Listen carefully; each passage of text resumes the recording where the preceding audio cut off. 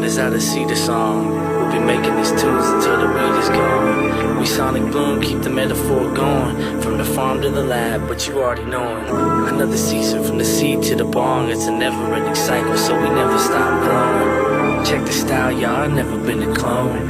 Cali dad, I got a style on my own. I live in the forest, no shortage on trees. Got a jar in every drawer full of foliage. OG, cooling with my homies on a Saturday.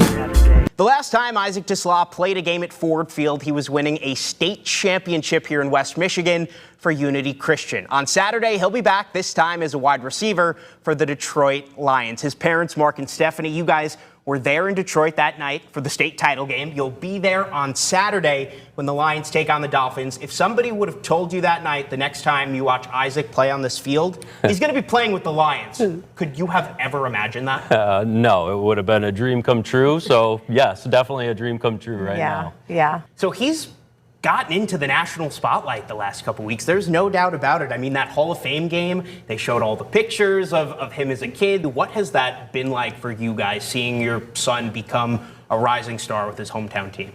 Yeah, a little bit is just unreal. Yeah. Like, that's my boy out there since we grew up with him, obviously, just watching him play football, and now it's to the point where it becomes national. That's crazy to me, that people are really super excited in the West Michigan area to be able to watch him play for the Lions. Were Lions games on the TV every Sunday for you guys growing up? Oh, definitely. We were watching the Lions every Sunday, whether you liked it or not. Well, yeah. Well, let's just say it caused marital issues in the beginning of our marriage when the Lions didn't play very well. Growing And 16, all 16 games were on TV. We watched every one of them. Isaac right by my side. Oh, yeah.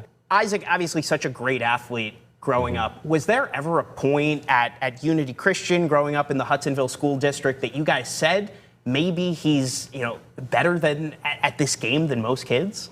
No, I would say not at all. I think it was a surprise that he elevated so quickly. So once he went to Hillsdale and played wide receiver, he'd never played that position before, but got on the field early and then started showcasing some pretty good talent out there. I was like, well, maybe the next step is Division I, but yeah, didn't see this end. What has your guys' lives been like since he got drafted? Like, are you hearing from people you haven't heard from in a decade or two? I've had friends say it's like, one of us made it, like they're all vicariously living through, Isaac and the dream that's been realized.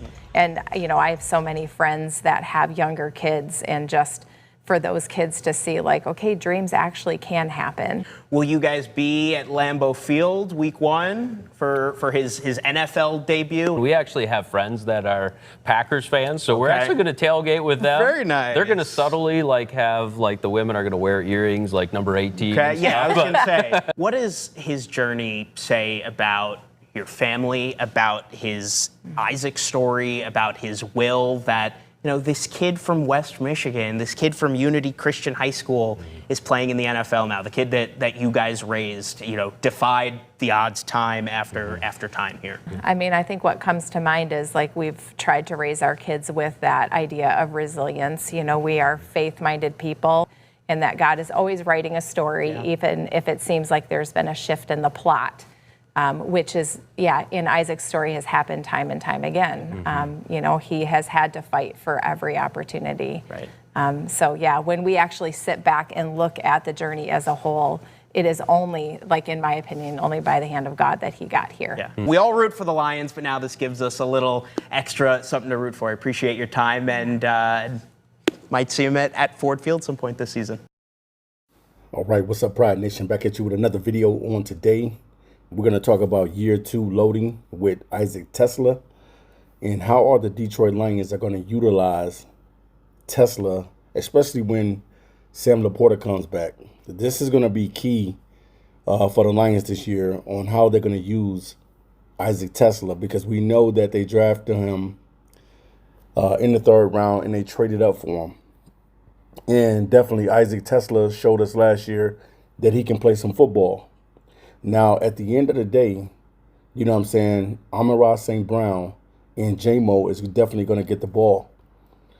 But with the Lions having so many weapons on the team, even with Jahmyr Gibbs being utilized as a wide receiver as well, it's just going to be, man, Jared Goff just going to have to, he's going to have to do what he can do, man, to feed these guys. There's so many guys on the offense that can get the ball, and they can do things with the ball. We know that Sam Laporta is definitely a dog when he's not injured or anything like that. Sam Laporta is a dog. And then Isaac Teslaa, who they brought along slowly last year. They brought Isaac Teslaa along slowly. I thought they would have incorporated him early and often in the offense because we really wanted to kind of see what he brought to the table, especially when we decided to trade away Tim Patrick. I wanted to see what Isaac Teslaa was going to bring to the table. And ultimately, at the end of the day, this kid made some phenomenal one-hand catches, some phenomenal catches. And he only ended up with 16 receptions on the season for 239 yards. He averaged 14.9 per catch, and he also has 6 touchdowns. Isaac Teslaa is one of those dudes that you're going to be able to use in the red zone. He's going to be a dude that's going to be a chain mover and things of that nature. He's not going to be a dude that catching a slant and taking it 80 yards to the house. That's not going to be his type of game. That's more of J-Mo, more so than Isaac Teslaa. I think Isaac Teslaa is going to be known as being that chain mover. But it's going to be interesting, guys, on how the Detroit Lions are going to utilize Isaac Teslaa and Sam Laporta going forth, because we know that both of these dudes can play. But at the end of the day, Jared Goff has to spread the ball out to Amon-Ra St. Brown, to J-Mo, to Jahmyr Gibbs, also to Sam Laporta and Teslaa himself, and whoever else comes in as that fourth receiver. You know, maybe it be Kendrick Law or Dominic Lovett or whoever comes in and gets the opportunity to play on the field. But definitely, man, year 2 loading with Isaac Teslaa should be him growing. It should be him getting better, and it should be him being a little bit more productive. I can see him with, if I had to predict on what his situation would be next year, this season coming up, it would probably be around 30 catches, 35 catches, somewhere in there, maybe 400 or 500 yards receiving to go along with about 6 or 7 touchdowns. That's what I can see for Isaac Teslaa, because we know that Goff is going to get the ball to Amon-Ra St. Brown. We know that he's going to get it to Sam Laporta as well, because Sam Laporta is one of his favorite targets as well. And we can't forget about old Sammy boy. So definitely, man, I can't wait to see the growth of Isaac Teslaa in 2026, because the way they utilize him this year is going to be key on them being a better football team. You have to find ways to get this guy incorporated, because he made some phenomenal catches last year, and I definitely think that Isaac Teslaa is going to get better. Standing at 6'4", 215 pounds, big body wide receiver, something that Detroit needed. And now you got Sam Laporta coming back from his injury. I just want to know how both of these guys are going to be utilized, because Sam Laporta's stats are probably going to go down a little bit as well. But the Lions are going to have to find ways to get Isaac Teslaa and Sam Laporta involved in this offense. They're going to have to find out, and that's going to be something that we need to watch out as Detroit Lions fans. How are the Lions going to utilize Isaac Teslaa? I know he's going to be a red zone threat, and I still feel the same about Sam Laporta. He's a red zone target as well. But how are they going to utilize both of these guys? Because they're going to be on the field together in some packages. And we don't know how this offense is going to look under Drew Petzing, but we'll see. We'll definitely see. But my thing, if I had to say what I think about Isaac Teslaa in 2026, I think that he should have anywhere between 30 to 35 catches, maybe 450 yards, and maybe 6 or 7 touchdown would probably be something that he'll end up having.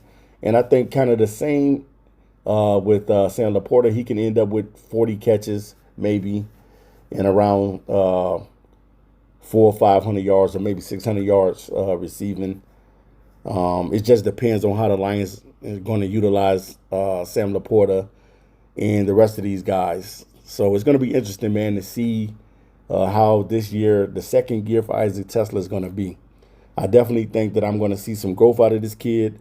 I definitely going to see Isaac Teslaa get a lot of more touches than he did last season, because he did make some phenomenal catches in the end zone, and he made some great one-hand catches and things of that nature. So I want to see the growth of this kid in 2026, and I think that the Lions ultimately, at the end of the day, will do themselves a disservice if they don't find ways to be able to utilize Sam Laporta and Isaac Teslaa together. So we'll see, man, what year 2 is going to bring for Isaac Teslaa. All right, guys, I'm out of here. Peace.